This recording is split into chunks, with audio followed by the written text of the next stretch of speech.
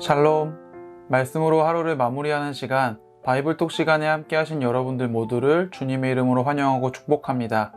오늘은 시편 3편 1절의 말씀을 함께 보시면서 묵상의 말씀을 나누실 텐데요. 여호와여, 나의 대적이 어찌 그리 많은지요. 일어나 나를 치는 자가 많으니이다. 사람이 살아가는 그 앞길에는 우리가 예측할 수 없는 수많은 위기와 문제들이 기다리고 있습니다. 그리고 그 위기와 문제의 순간에는 항상 나를 공격하고 힘들게 하는 사람이 있게 됩니다. 믿음의 왕으로 대두되었던 다윗 왕, 그조차 위기의 순간을 경험한 적이 여러 번 있었는데요.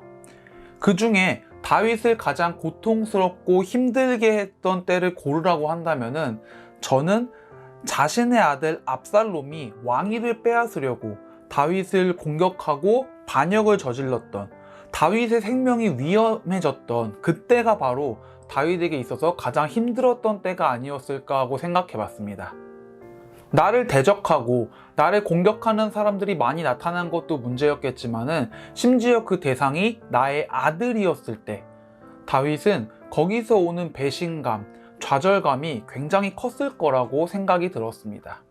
이렇게 나를 대적하는 자, 나를 공격하는 자 앞에서 신앙인들은, 믿음이 있는 사람들은 평소처럼 그 믿음을 잘 지켜나가면 좋겠지만은 그러지 못하고 하나님을 원망하고 하나님으로부터 돌아서게 되는 경우를 우리가 참 쉽게 찾아볼 수가 있습니다. 하지만 오늘 본문에서 나타난 다윗은요, 그런 상황에서 압살롬이 자신을 공격을 해온다던가 다른 수많은 대적자들이 자신을 공격해 왔을 때 오히려 더더욱 하나님을 의지하고 하나님에게 매달리는 모습, 바로 믿음의 진가를 보여주고 있습니다.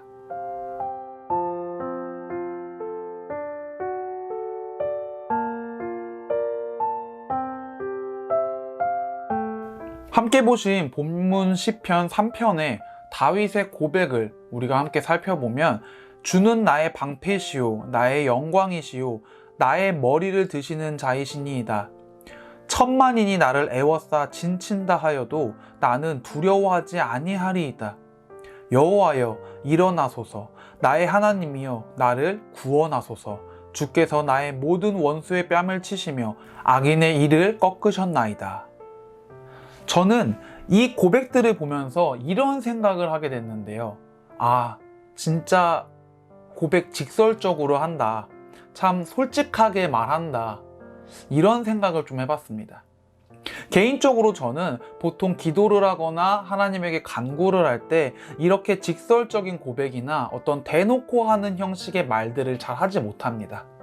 뭔가 좀 뭉뚱그려서 이야기를 하거나 하나하나 이렇게 꼭 집어서 이야기를 하기보다는 큰 덩어리로, 큰 주제로만 하나님께 이야기를 하는 형식의 대화를 좀 많이 하고 있는데, 다윗의 고백을 보고 있노라면은 자신한테 필요한 자신의 문제들을 하나하나 참 하나님한테 잘 고백한 건다라는 그런 느낌을 받을 때가 많이 있었습니다. 나를 대적하려고 하는 이들 앞에서 여러분들은 어떤 고백을 하게 되시나요?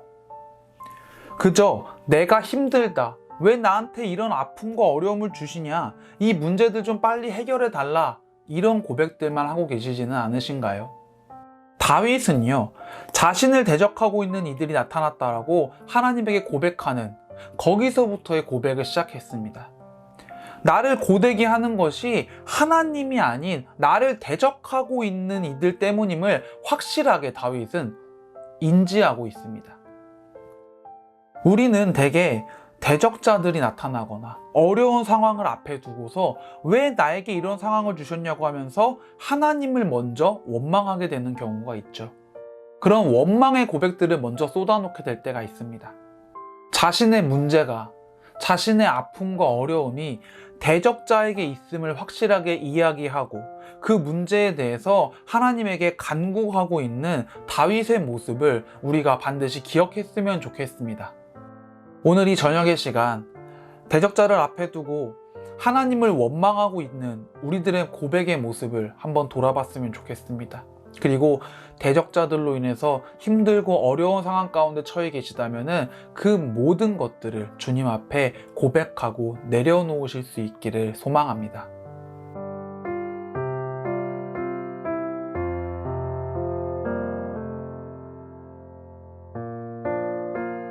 한 사람에게 나타나는 어떤 일에 있어서는 원인과 결과가 어느 정도 명확하게 드러나게 됩니다.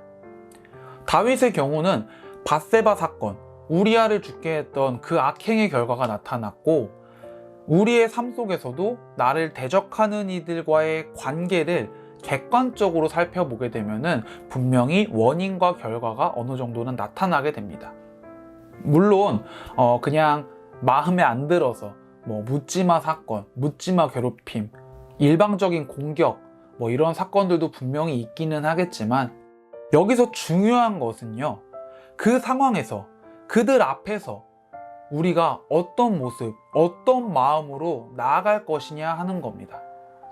다윗은 천만인이 나를 애워싸 진친다 하여도 두려워하지 않겠다고 고백을 합니다.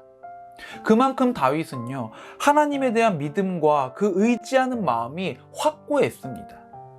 여러분들은 그 많은 대적자들, 여러분들을 치려고 하는 그 사람들 사이에서 어떤 고백을 하면서 나아가시겠습니까? 하나님께서는요, 우리가 원수들 앞에서 무력하게 무너지는 것을 원하지 않으십니다. 대적자들에게 둘러싸였을 때 그 자리에서 포기해버리거나 무너지는 것이 아니라 문제를 해결하기 위해서, 그 문제들과 싸워나가기 위해서 노력할 수 있게 되는 그 모습을, 그 마음을 하나님께서는 원하고 계십니다. 그 증거로요, 다윗은 시편 23편에서 이렇게 고백을 하죠. 주께서 내 원수의 목전에서 내게 상을 차려주시고 기름을 내 머리에 부으셨으니 내 잔이 넘치나이다.